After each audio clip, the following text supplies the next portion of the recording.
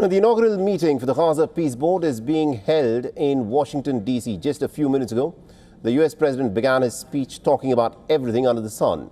He then began taking names of the leaders in attendance one by one. And by the time Donald Trump got to Pakistan's Prime Minister Shehbaz Sharif, it was time for his favorite claim to mark return.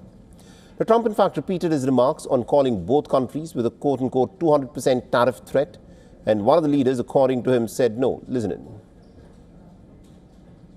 Said, if you fight, I'm going to put 200% tariffs on each of your countries, which essentially makes you not allowed, you can't do any business.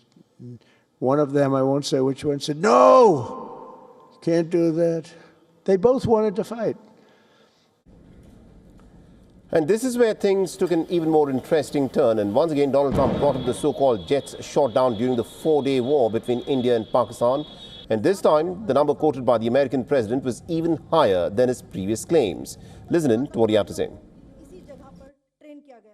People have no idea. A lot of them say, oh, well, they weren't fighting. They were fighting. 11 jets were shot down, very expensive jets. So 11 jets were shot down is what Donald Trump is now claiming. Every time the American president makes a reference to the war between India and Pakistan, the number of fighter jets he claims got shot down always tends to go up.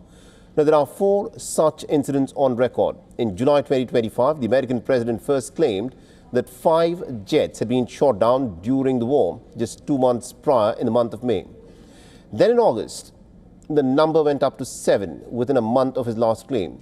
It does not end there. In November 2025, during a business forum address, Donald Trump again made a claim that 8 planes had been shot down in the war between India and Pakistan. It does not end there either. The latest claim has come just last week on the 11th of February when Donald Trump said that as many as about 10 fighter jets of India and Pakistan were shot down during the war between the two nations.